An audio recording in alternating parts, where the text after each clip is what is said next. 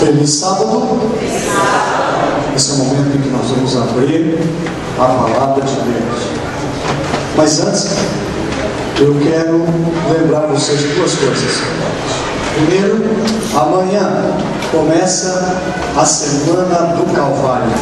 A semana em que nós vamos trazer os nossos amigos, vamos trazer as pessoas que estão estudando a Bíblia. E você que está aqui hoje conosco, nosso amigo convidado, aqui dos irmãos da igreja, está convidado também para amanhã estarmos começando uma semana especial. A semana que nós vamos estudar sobre o infinito amor de Jesus. O infinito amor, o infinito perdão, a infinita graça, misericórdia, do que Ele fez por nós na cruz do Calvário. Então você não pode perder. A partir de amanhã teremos aqui lindo programa, música, teremos também brindes para você. Então você não pode faltar. Deus abençoe você nesta semana especial, onde o mundo lembra que Jesus morreu por nós. Outro detalhe, eu queria saber quantos já fizeram a assinatura da lição da Escola Sabatina. Esta semana hoje começa a nova lição. Quantos têm a assinatura? Deixa eu ver as mãos. Quantos têm a assinatura da lição? Um bom número. Quantos fizeram a assinatura? Tem alguém que fez a assinatura pela primeira vez esse trimestre que vai receber? Ou então está recebendo esse ano? Tem alguém aqui que fez pela primeira vez? Fez pela primeira vez? Ok, temos duas famílias fez pela primeira vez a assinatura da lição. Ok, eu vou dar um presente. Eu vou dar dois presentes, mas como eu só trouxe um, eu vou entregar primeiro para uma família e depois eu entrego para outra, tá bom? É um marca-páginas. Esse marca-página é diferente porque ele é feito de papiros, que é uma planta lá do Egito, e o qual foi usado para escrever a Bíblia. E aqui tem o alfabeto egípcio. E você pode colocar então na sua lição e marcar cada dia para estudar. Depois eu trago o seu irmão José. João, né? É João e Maria ou é José e Maria? É João e Maria. É João. João, eu trago depois o seu, tá bom? Amanhã você pode me procurar ali e retirar o seu marca-páginas aí de papéis. As crianças também têm missão, viu? Pais, você é responsável pela educação espiritual do seu filho. Então você precisa fazer assinatura ou comprar a lição para eles, né? É o pão espiritual, não esqueça disso. Jovens, você também precisa comprar a sua lição, brilhar por Cristo. Adultos, você também precisa comprar a sua lição, evangelismo e testemunho. A lição é linda e hoje você já vai poder estudar. Você não comprou, compre, adquira.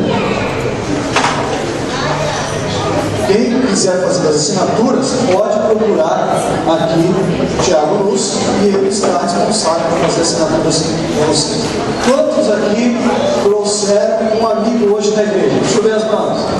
Olha aí, que maravilha. Então você vai poder, no final do culto, dar um presente para o seu amigo que veio à igreja. É um porta-retrato, uma foto que vocês tiraram. Então não esqueça de, no final, receber ali, passar ali na recepção e receber o seu presente, o porta-retratos ali da lembrança.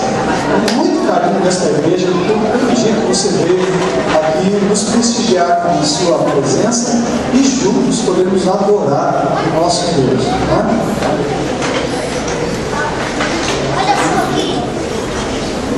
Rio Água, Rio Amor. E sobre esse amor eu quero falar nesta manhã. Sobre o amor infinito de Deus, o amor infinito de nosso Senhor e Salvador Jesus Cristo. Você chegou em algum momento na sua vida em que o chão desapareceu? Você já passou por situações em que se sentiu envergonhada, envergonhado? Você já passou em algum momento em que você esperava dar o próximo passo, encontrar o chão e de repente você não encontrou, se viu afundando em alguma situação, em algum problema, ou até mesmo conflitos familiares, e pior ainda, conflitos com o próprio Deus, se afastando de Deus. Pedro passou por uma experiência assim, uma não várias. Um dos momentos em que ele começou a andar no mar, Jesus falou: vem. Ele começou a andar e começou a se sentir orgulhoso daquilo. E ele olha para trás, vê seus amigos no barco e ele diz: olha só, Jesus convidou eu sou mais amigo. E ele começou a afundar. Os passos dele agora estavam sendo impedidos pelas águas, ele estava afundando. Então Jesus vem e ele grita: Senhor, socorre-me, me salva. E então Jesus vem com sua mão generosa, sua mão misericordiosa, pega Pedro e eles voltam para o barco andando sobre as águas. Talvez você esteja pisando hoje, nos dias modernos, em problemas igual ao mar de Pedro, que esteja afundando, que esteja necessitando de dizer: Senhor, salva-me, me ajuda. Mas há um outro momento da vida desses dois amigos, Jesus e Pedro, que eu quero compartilhar com vocês. É um momento em que Jesus está falando para os discípulos que as ovelhas ficariam dispersas, eles iriam prender Jesus, e os discípulos iriam se afastar, e que eles acabariam até negando Jesus. E Pedro pula na frente, porque ele era um impetuoso homem, ele era decidido, ele era assim, agia impulsivamente para depois pensar o que ele tinha feito. Ele pulou na frente de Jesus e disse: não, eu não vou te negar, jamais faria isso, mesmo que eu venha a morrer, mesmo que a minha vida esteja em jogo, eu jamais te negarei. Que bonita essa promessa, que testemunho, que frase de amizade: eu morro por você. Alguém já disse isso para você? Eu morro por você. Aquele momento em que o marido está pedindo perdão, né? Ele se ajoelha assim e fala: dá mais uma chance, eu morro por você. Você já falou, você já ouviu isso, não viu? Não é possível. Naquele momento você fala assim: acabou, chega. E aí o marido já vem de joelho lá da escada, assim, ele já vem subindo com o joelho assim, e fala assim: meu amor, eu morro por você. Você já ouviu, viu? Não? Jesus ouviu isso do seu melhor amigo. Que gostoso, que promessa, que conforto, né? Você ouvir e falar: poxa, alguém pode, ele entraria na minha frente para não me deixar morrer, ele faria qualquer coisa para não me deixar vacilar. Que amigo, que frase de impacto: eu, se for necessário, vou morrer com o Senhor, mas eu não vou te negar. O Senhor é meu amigo, porque eu vou falar para todo mundo. Que bonita frase, não? Seria linda e maravilhosa, perfeita, se Pedro não tivesse agido o contrário do que ele falou, o contrário do que ele disse. Pedro coloca-se ao lado de Jesus em vários momentos, até o momento em que ele saca a sua espada e corta a orelha de um soldado que estava vindo para prender Jesus. Talvez minutos, meia hora, uma hora depois que ele disse que não negaria, ele reafirma isso. Talvez 2, 3 horas, novamente ele reafirma: eu não vou te negar, eu vou morrer por ti. E ele pula na frente do soldado e corta a orelha do soldado. E nós temos esse episódio acontecendo no momento em que Jesus fala para ele, ele iria negar e ele não aceita. Nós temos em vários momentos na Bíblia, vários episódios nos evangelhos que mostram, pelo menos todos eles comentam sobre esse fato. E agora, ao lado de Jesus, ele está e foi cortou a orelha de um inimigo de Jesus. Meu palpite é que Pedro esperava uma luta, uma briga ali naquele momento. E a próxima coisa que Pedro se lembra é de Jesus e os soldados descendo um monte, e ele sozinho com a sua decisão. Ele ia ficar grudado em Jesus ou se esconder na escuridão. Ele não escolheu nenhum nem outro. Lucas nos conta o que Pedro seguiu fazendo. Ele está com Jesus e seus captores à distância. Vamos abrir aqui no livro de Lucas, capítulo 22. Lucas, capítulo 22. Lucas, capítulo 22, verso 54. Essa amizade durou 3 anos e meio. E parece que está chegando ao fim com essa atitude aqui. Vamos ver um pouquinho sobre essa amizade. Lucas 22, verso 54. Então, os soldados prendem Jesus e o levaram e o introduziram na casa do sumo sacerdote. E Pedro seguia de longe. Pedro seguia de longe. Quantas vezes nós ouvimos Jesus falar para ele, nós seguimos ele de perto. A amizade não é uma coisa que se faz de longe. Embora 70% dos internautas hoje que entram na internet, 70% deles, antes de fazer qualquer coisa, vão no Facebook.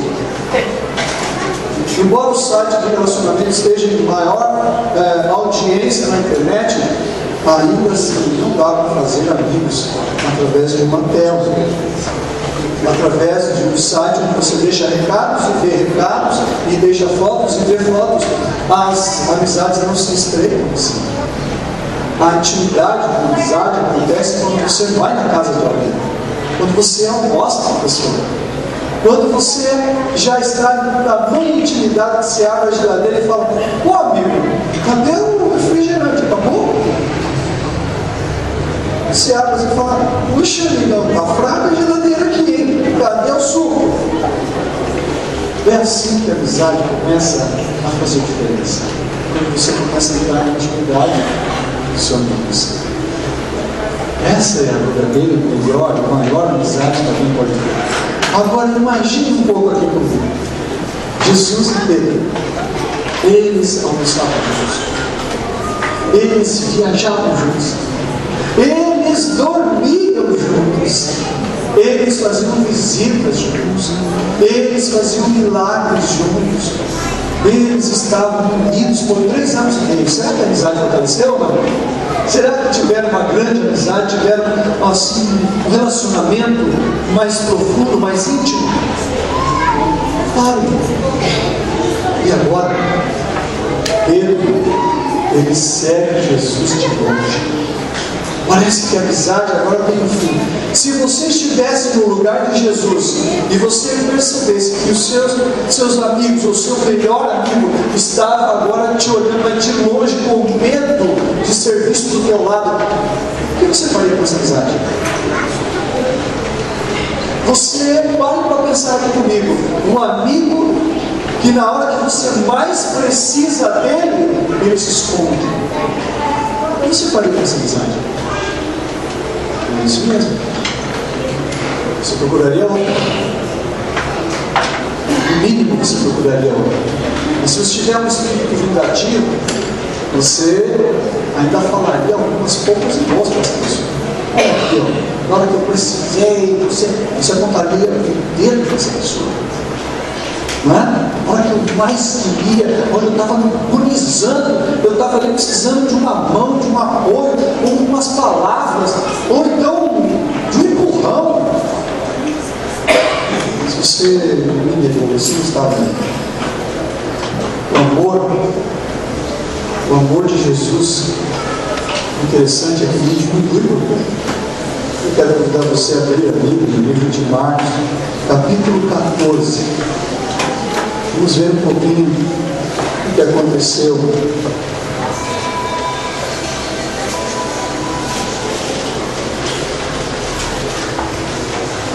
Marcos capítulo 14, verso 66 em diante.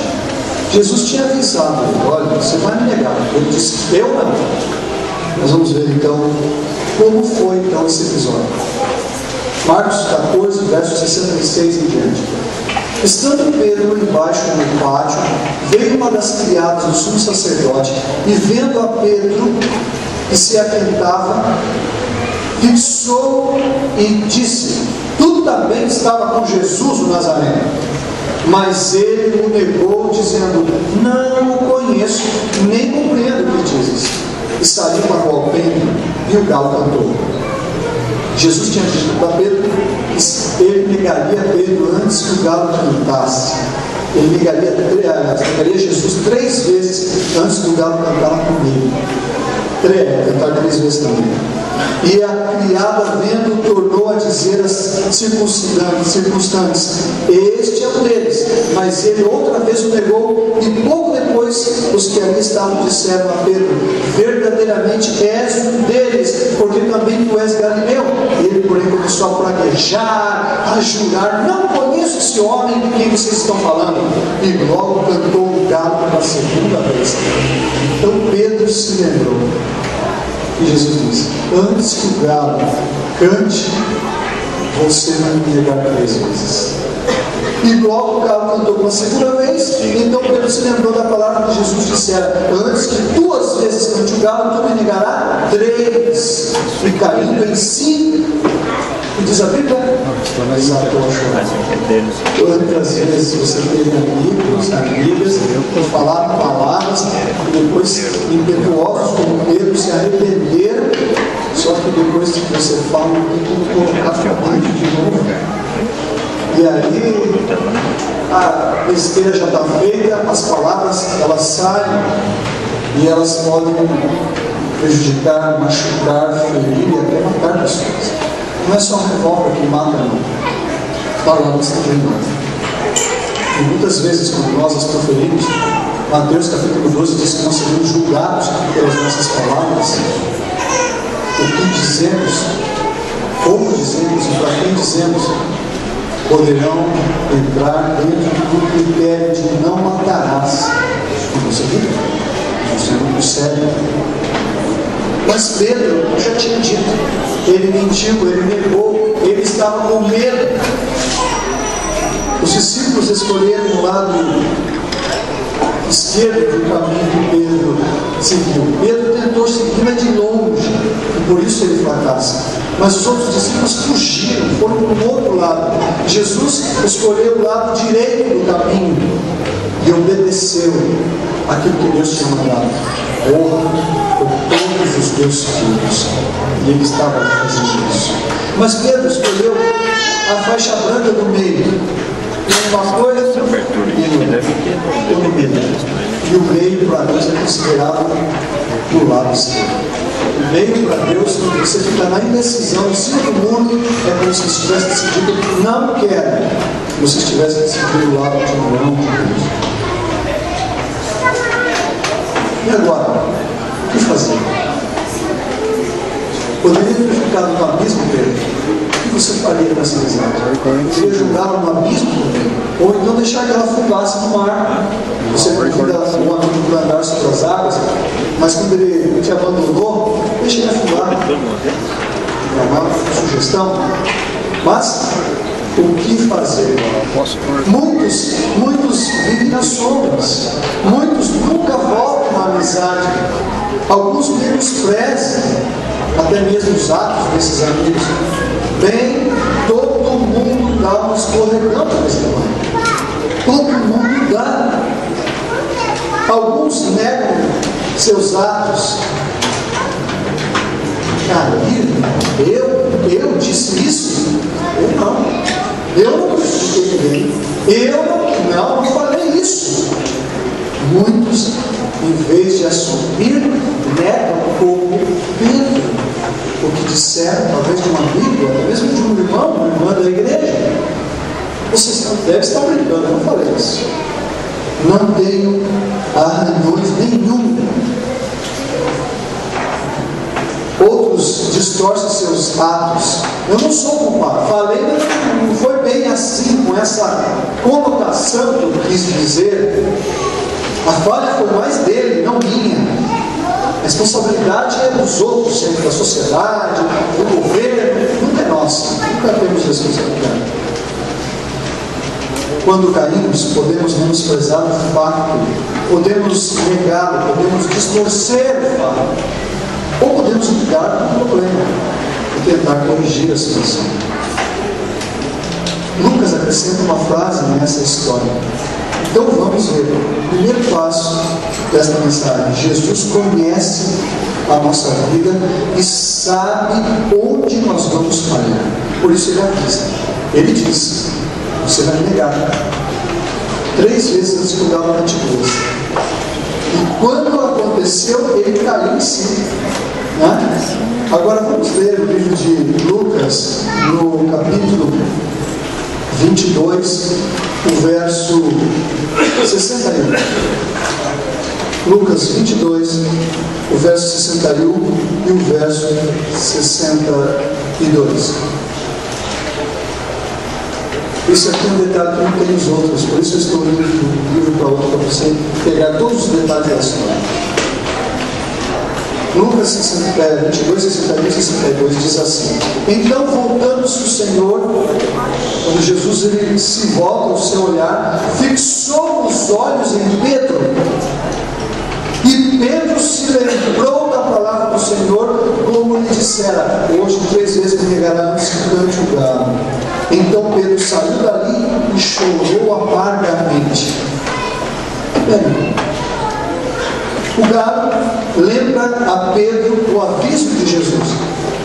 Pedro sai agora com aquela galofobia, né? Aquele desespero, aquele medo. O galo canta e treme, né? O complexo do galo, a galofobia. Os olhos de Pedro se levantam e percorrem toda a corte, o lugar onde ele estava, as pessoas, e ele fica desesperado. A angústia começa a tomar conta dos seus sentimentos, e ele não controla a sua mente e nem o seu coração, que começa a bater mais acelerado do que o normal. Que situação! Diante de um amigo que ele dormiu junto, que ele pregou junto, que ele comeu junto, que eles fizeram maravilhas juntos. Agora ele tem que fugir, porque a besteira da vida. E Jesus, como amigo, avisou: você vai fazer. Ele disse: eu não. Teimoso. Você não pode ser teimoso com Jesus. Quando ele diz que não é para fazer, ou que você está errado, que você está errada, nós não podemos ser teimosos. Porque ele é o maior amigo. Você vai entender por quê. Jesus diz que fixou os olhos de Pedro, no verso 61. Eu gosto muito desse detalhe. Fixou os olhos. Eles estavam se aquecendo, eles estavam fazendo uma fogueira, era de madrugada, o sol ainda não tinha nascido. Eles estavam esperando os líderes do povo romano acordar, Pilatos acordar, para poder levar a Pilatos Jesus. Então, como estava lotada a cidade, as pessoas eram comuns na Páscoa dormir na rua. Esticava ali no tapete como esse e dormia. Simplesmente estava lotada a cidade, não tinha onde dormir, não tinha hotel, pensão, os amigos já tinham lotado as casas, então eles ficavam a noite toda perambulando, conversando, e era o que estava acontecendo. Eles estavam conversando e eles fizeram uma fogueira a madrugada toda para se aquentar, porque esse período é um período frio. À noite, Jerusalém fica no final do deserto da Judéia, na parte alta. À noite venta muito frio, então eles estavam se aquentando. E eu posso imaginar naquela madrugada, antes do sol nascer, uma fogueira, e Jesus de um lado, sofrendo, apanhando, levando bufetadas. Em algum momento deixaram ele quieto. Ele olha para Israel, ele encontra Pedro em meio ao multidão. Isso é gostoso de ler. Ele fixa, a Bíblia diz que ele fixa os olhos, né? Lucas, o escritor, diz que ele fixou os olhos em Pedro. Veja, o que importante isso? Porque Jesus não nos condena e não nos aponta o dedo. E o verso seria dolorido se tivesse escrito: e Jesus apontou o dedo para Pedro. Foi essa a atitude de Jesus como amigo? Não. Qual foi a atitude de Jesus? Fixou os olhos. Ele não apontou e disse: eu tinha razão, eu sabia que você ia me negar. Yes! Foi isso? Não. Ele simplesmente olhou para Jesus. Ele fixou os olhos em Jesus.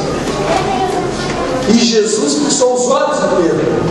E agora, Jesus, com esse olhar, derrete Pedro. Esse olhar derreteu Pedro, sabe por quê? Porque nenhuma palavra foi proferida de ofensa.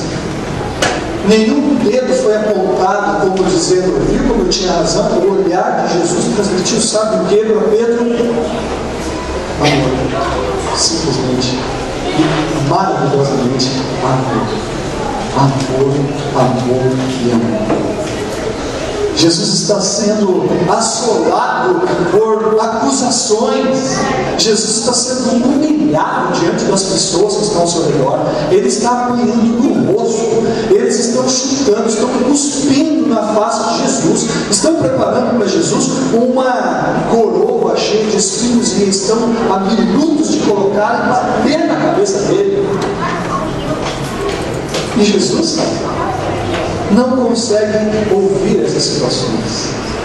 Ele ouve apenas a negação do amigo e está preocupado com Pedro, querendo dizer: Pedro, você me negou, você mentiu, mas eu continuo sendo teu amigo.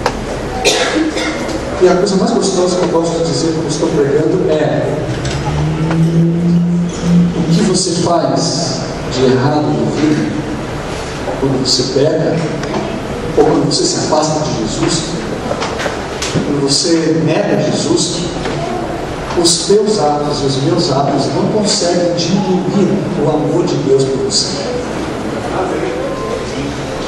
Se tem algo que eu gosto muito de dizer, é essa frase: nada que você faça na sua vida, de bom ou de ruim, vai diminuir o amor de Deus por você. O amor de Deus não é igual a nós, egoísta, e que nós julgaríamos desse amigo forte que feito isso conosco. O amor de Jesus é diferente. Ele é um amigo que procura resgatar a amizade, que procura ver e ajudar nos pontos em que nós erramos, para que continuemos sendo amigos. Jesus não condena a Pedro, mas o seu olhar demonstra amor, compaixão, e o amor de Cristo me constrange e ao mesmo tempo me motiva. Me constrange porque eu olho para mim e falo: que desgraça de ser humano sou eu. Mas ao mesmo tempo me motiva porque eu paro para refletir que Jesus me ama e eu quero continuar amando Ele também, né? Se Pedro chegou a pensar que poderia manter a negação em segredo, agora sabia que não podia, porque o olhar de Jesus mostrou para ele que não dava, porque Jesus ouviu o que Pedro disse e o que foi perguntado. Não há criatura alguma na face da terra que pode encobrir diante de Deus. Antes, todas as coisas estão nuas e perante os olhos daquele com quem temos de tratar. Hebreus capítulo 4, verso 13. Você entendeu o verso que eu disse? Nós teremos de tratar de todos os assuntos que estão nu diante dos olhos daquele com quem nós temos que tratar. Todos os nossos atos são nus diante de Deus. Não dá para cobrir. Não podemos manter segredos diante de Deus. Confessar não é dizer a Deus o que fizemos. Ele já sabe o que fizemos. Confessar é simplesmente concordar com Deus, reconhecendo que nossos atos estavam errados. Realmente o Senhor tinha razão, eu iria te negar. O Senhor sabe todas as coisas. Mas não, muitas vezes nós queremos justificar, e não tem como justificar os nossos erros. Quem nos justifica é Cristo na cruz do Calvário. Não queira justificar. justificar, apenas concorde e entregue. O Senhor tem razão, eu sou um pecador. Eu dependo do Senhor. Quando me afasto, sigo o Senhor de longe, eu peco, eu caio, eu te nego. Cada lágrima, uma confissão. Cada soluço, um reconhecimento. Pedro lembra-se das palavras de Jesus, chora. Cada lágrima, agora uma confissão de Pedro para Jesus. Cada soluço, um reconhecimento do quanto que eu pedi, precisava desse Deus tão magnífico. Eu me lembro da primeira vez que levei minha filha, nos primeiros meses de vida, na minha mão, nos meus braços, diante de uma enfermeira. E quando a enfermeira tirou aquela agulha desse tamanho, eu comecei a chorar. Mas vai doer. Não é possível. A perna da minha filha era menor que a agulha. Eu estou exagerando, a agulha não era tanto assim. Mas era uma vacina, tinha que ser. Quando minha esposa Zaira saiu para fora, eu não vou ver isso. Eu não vou segurar, eu estou fora. Você é um pai, é contigo.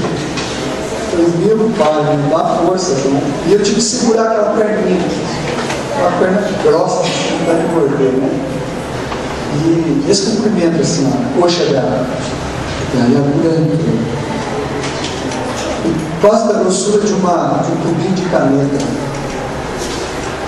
Parece, né? Quando olha, é demais. É muito. Para uma criança tão pequena. E quando a agulha saiu aquela gota de sangue. Ficou aquele buraquinho, né? Até cicatrizar. Fiz uma pequena feridinha. 2 dias estava tudo bem. Mas, gente, aquela agulhada entrou profundamente dentro de mim, de tal forma que marcou minha vida. A mesma coisa foi com o Aleph. Eu também tive que segurar a perninha dele. Foi mais difícil porque ele se pegou mais. Samara aguentou, segurou firme ali. As mulheres são mais fortes quando diz respeito a suportar dor. Né? O homem mais claro, dá esse ponto aí. O homem gosta de fazer força, mas suportar dor não é com o homem. Isso aí, então a gente geralmente foge desses momentos. Né? Agora, eu olhei para aquilo e quando nos outros momentos eu tive que fazer a mesma atitude, minha filha tentava fugir. Não. Isso não, isso vai doer, eu não quero, a injeção não. E eu também estava quase concordando, não dá para pôr só o band-aid, resolve só o band-aid. O enfermeiro dizia, não, pai, pode. Está me ensinando. Tem que fazer. É isso que muitas vezes nós, como pecadores, queremos fazer. Queremos fugir do tratamento. Às vezes é necessário uma agulhada. Às vezes é necessário um antídoto. E é necessário uma vacina, uma proteção. Nós, como seres humanos, queremos fugir do tratamento, da dor do tratamento. Porque todo tratamento dói. Todo tratamento dói. Inclusive o tratamento da doença do pecado. Dói. Machuca. Porque tem atitudes que Deus tem que fazer que muitas vezes vão nos machucar, por alguns minutos vai até doer, mas é do nosso bem. Só o band-aid não vai resolver. Precisa às vezes alguma ajuda. Chegar para Deus não é como chegar para o Papai Noel e uma criança se senta no colo do bichinho e belisca a bochecha, né, da criança e ele diz assim, você é uma boa menina? E ela responde mentirosamente, sim. Que bom, então você vai ganhar um presente. Qual você quer? E aí a menina responde, eu quero as 25 Barbies. Ou se for menino, eu quero os 400 carrinhos da Hot Wheels com as 10 pistas. Ah, que bom! Papai Noel vai ver se cabe tudo no saco, vai trazer para você. Deus não é assim. É diferente. Ninguém leva a pergunta do Papai Noel a sério, né? Ninguém leva. Isso talvez funcione na loja de brinquedos, mas com Deus não vai funcionar. Com Deus, como Deus pode curar o que nós negamos, o que nós mentimos, com as perguntas que Ele nos faz. Como Deus vai curar mentiras? Não é possível. Como Deus pode tocar o que nós queremos cumprir, embora Ele saiba, você tem que concordar com Ele. Como Deus pode nos dar perdão se nós admitimos que somos os culpados?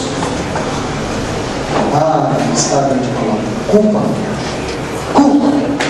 Quantas vezes nós somos pegos de surpresa pelo nosso próprio coração, tentando entrar no metrô da fuga, e vamos parando na estação. Quando chega na estação, o sentimento de culpa, você olha e fala: não é aqui, é mais para frente, é na Liberdade, é na estação da Liberdade, e você vai entrando no metrô e quer chegar até a estação da Liberdade, quando na verdade você tinha que preparar na estação assumir aquilo que você e eu fazemos diante de Deus. Não dá para evitar, não dá para pôr band-aid, não dá para pôr roupa e tapar. Tem que assumir. A culpa que, se não sabemos disso, distinguir o certo do errado, e queremos ser melhores do que somos, que sabemos que existe um país superior, que estamos no país inferior da situação, isso é culpa. É um arrependimento saudável por ter tido uma coisa, por ter dito uma coisa para Deus e feito outra. Isso é culpa. E eu me coloco no lugar de Pedro nesse momento, porque quantos de nós já não fizemos isso? Dissemos algo para Jesus e fizemos outra coisa. Querendo ou não, está cheio de Pedros aqui. Se o galo cantasse exatamente agora, talvez eu e você tivéssemos o galofobia igual Pedro teve. O sentimento de culpa não é uma tragédia. Não ter sentimento de culpa é que é uma tragédia. O sentimento de culpa é um mecanismo de salvação no qual o Espírito Santo se apodera para nos ajudar a nos colocar em nosso devido lugar na presença de Jesus, não de longe observando, mas perto de Jesus, colado com Jesus. Quando Pedro viu seu olhar para ele, do outro lado da fogueira, ficou tomado do sentimento de culpa. Não que Jesus quisesse ofender Pedro, mas a intenção de Jesus com o seu amor, quando ele diz que constrange, é isso, é mostrar para você o que você precisa fazer. Não tenha medo de Deus. O olhar dele é salvador. O olhar dele é para revelar o que nós precisamos fazer. E o mais gostoso de tudo é que Jesus não sai gritando por aí, falando a culpa de cada um de nós, porque ele simplesmente olha e é o suficiente para nós entendermos. Eu me lembro que quando chegavam visitas em casa, e meu pai queria conversar a sós, e nós estávamos todos no sofá por ali, meu pai fazia assim, ó. Era o suficiente para eu entender aquele olhar, eu tinha que ficar no gato, que era para eu estar fora. Não precisava me falar. Ele olhava e eu já entendia. Jesus é assim também. E hoje ele está aqui para olhar para você. E isso nos faz pensar como seria se Pedro não tivesse lidado com os seus sentimentos de culpa. Como seria se Pedro tivesse menosprezado, negado ou distorcido o seu pecado e passado por cima como se nada tivesse acontecido? Como seria se ele nunca saísse do precipício da água onde ele estava afundando? Quantos sermões deixariam de ser pregados pela boca de Pedro? Quantos milhares de almas que um só dia ele pregou, 3.000 pessoas se converteram, deixariam de ter se convertido se Pedro não avança com o seu sentimento de culpa e resolve o problema de fato? Em outras palavras, quantas bênçãos outras pessoas não poderiam ter na sua vida se você não fizer isso? Você precisa se achegar a Deus como um amigo, porque é isso que Ele é. Isso não faz pensar nas inúmeras histórias escondidas que estão andando no fundo do abismo hoje. Quantas vidas estão sendo neutralizadas pela culpa? Quantos Pedros estão nas sombras querendo sair de lá, mas sem saber como fazer? E aqui tem Pedros que pode ajudar a trazer os outros Pedros.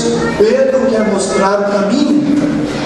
Note bem, há dois fogos na história. E eu quero convidar você a ler o último fogo. Está no livro de João, capítulo 21, verso 15. João, capítulo 21, verso 15. Há dois fogos na história.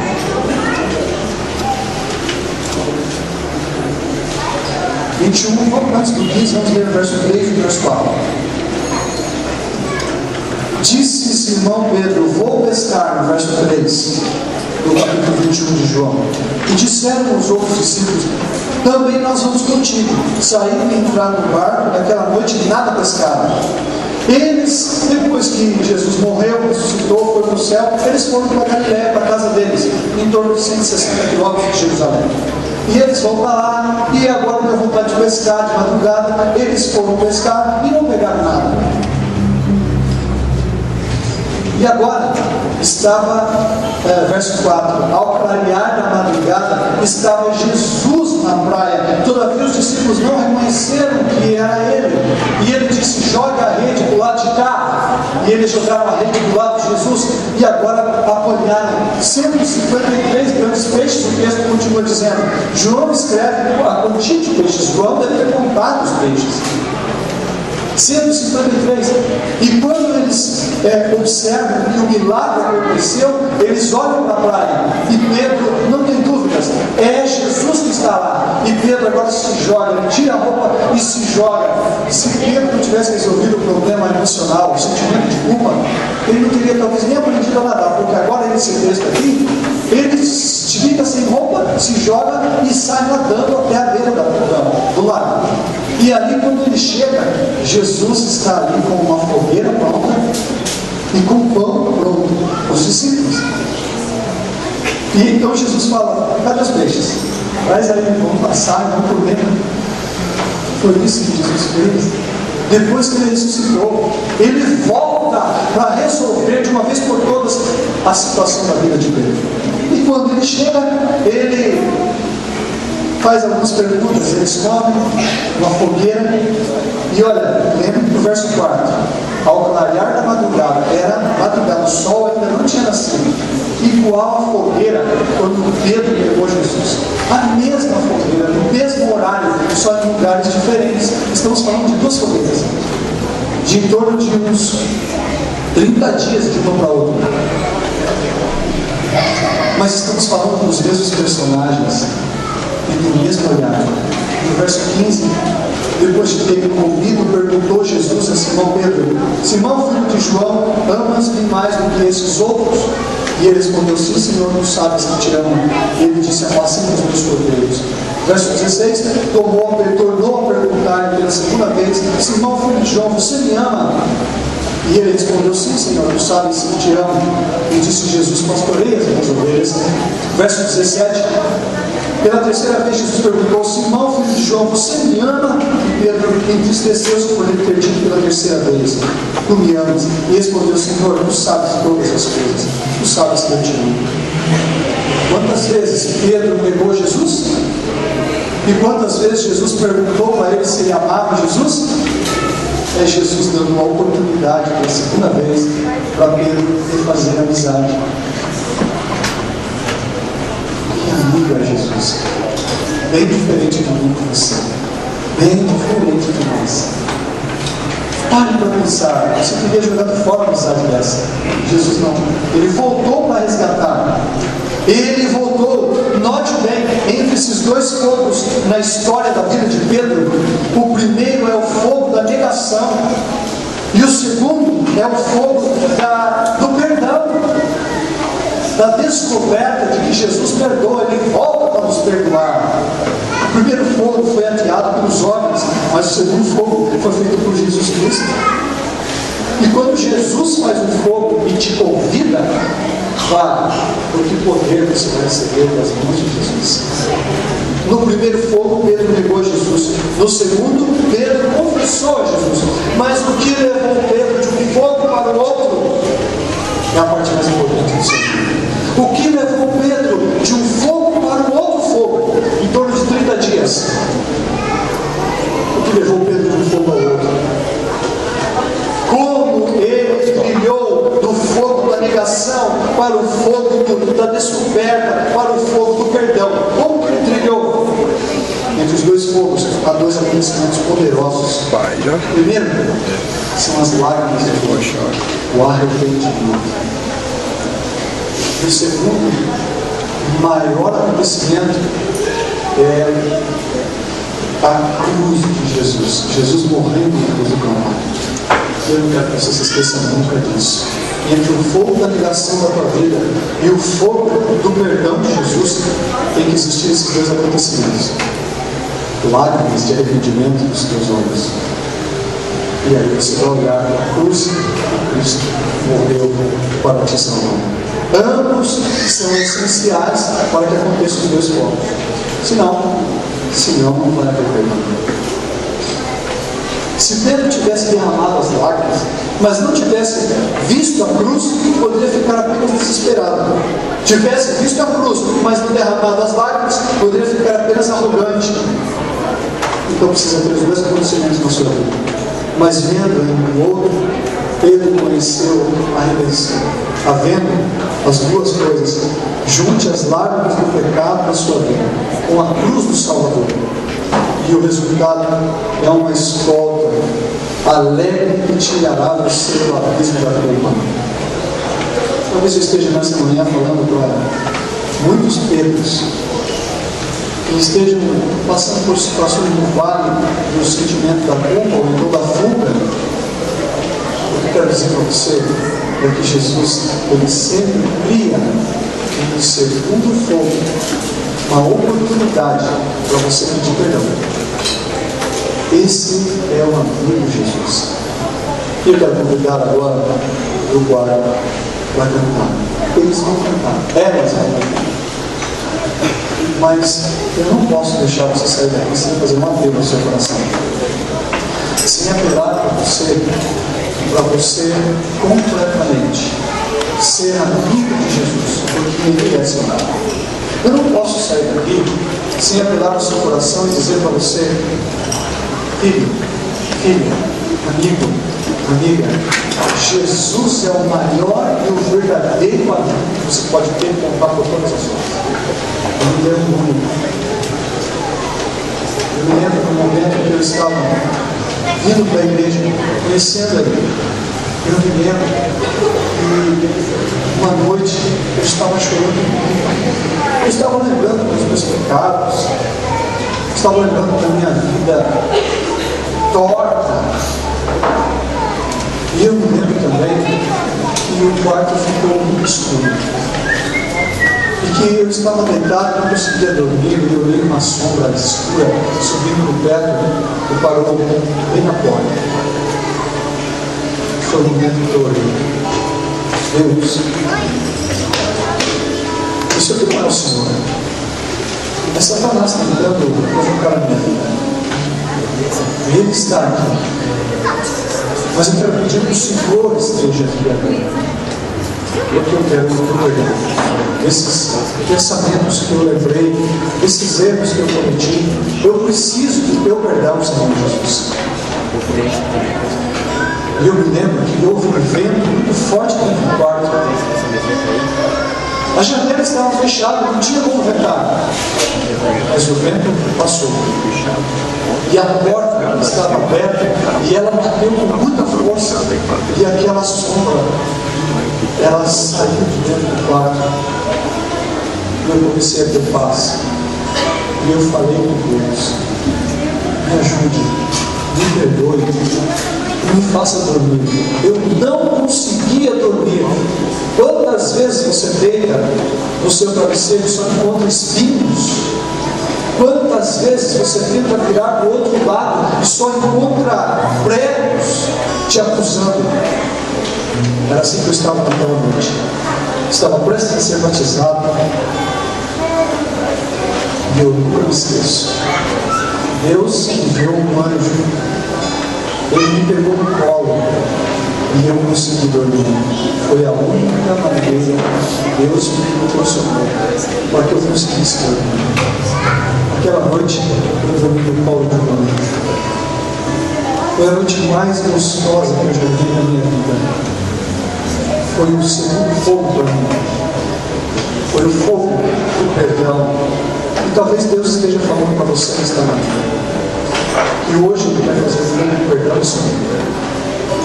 Amigo, irmão, irmã, jovens, Deus está preparando esse fogo aqui e agora para você pedir perdão.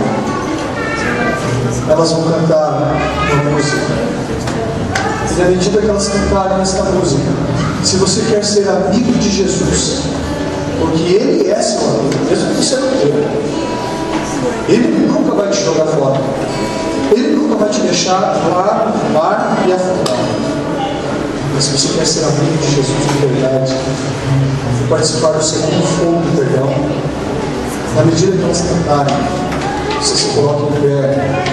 Se você sentir o chamado de Deus para ser amigo, eu vou orar por você.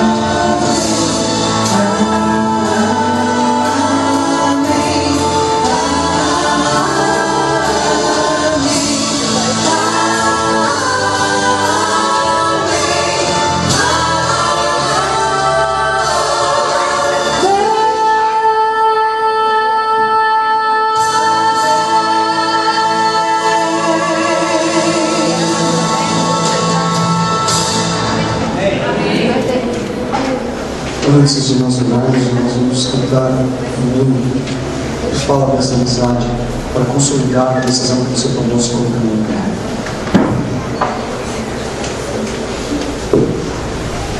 Achei um grande amigo, número 88.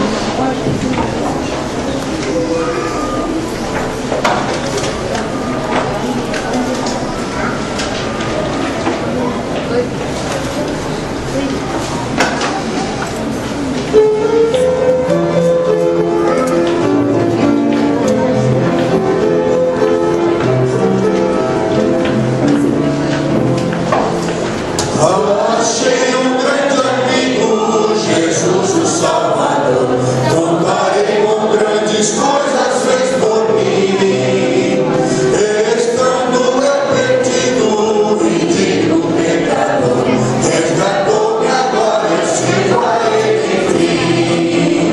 E em seu amor imenso, por mim morreu na cruz, e o perdão dos meus pecados otorgou. Assim me regozijo, vivendo em sua luz.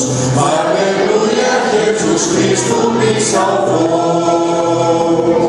Por este grande amigo, desejo aqui viver e com ele sempre estar em comunhão.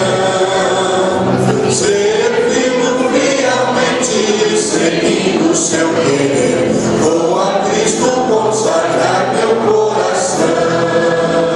Se o mundo me persegue, se tenho tentação, com Jesus em minha vida vencerei. E a cada dia Cristo conduz-me pela mão, e na sua graça sempre confiarei. Já vem chegando o dia, a Bíblia assim o diz, em que Cristo a este mundo voltará. Momento muito alegre, que dia tão feliz, sim, que dia esplendoroso então será. E assim com ele sempre no céu habitarei, já liberto do pecado e da dor.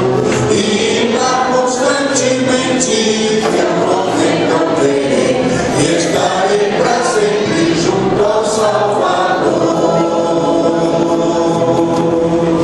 Amém. Oremos. Querido Deus, muito obrigado porque o Senhor é verdadeiro amigo. O Senhor nos lança fora, o Senhor se aproxima de nós, o Senhor volta, o grande Deus Todo-Poderoso, Criador dos céus e da terra. Poderia estar no seu trono, mas o Senhor voltou naquela noite, naquela madrugada, fez uma fogueira e perdoou a Pedro.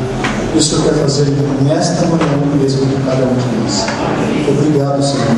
O Senhor é um Deus Todo-Poderoso, mas ao mesmo tempo vem até nós para nos perdoar, para nos confortar, para nos fazer dormir, para nos libertar de nossos pecados, de nossos sofrimentos. E aqui nesta manhã, o Senhor viu quantos se levantaram, a tua igreja. Talvez esteja falando, Senhor Deus, para alguém que está afastado da igreja. O Senhor falou com eles, e o Senhor disse que o Senhor está disposto a perdoar. Traga-os de volta para os teus caminhos. O Senhor falou com amigos que talvez estão vindo pela primeira vez aqui na igreja hoje e tomaram decisões importantes. Salva-os, nos usa para ajudar eles no caminho poderoso de viver contigo e ser mais feliz, e se sentir leve, perdoado e salvo na tua presença. São as bênçãos que nós te pedimos e te agradecemos em nome de Jesus. Amém, Senhor. Permaneça em mim.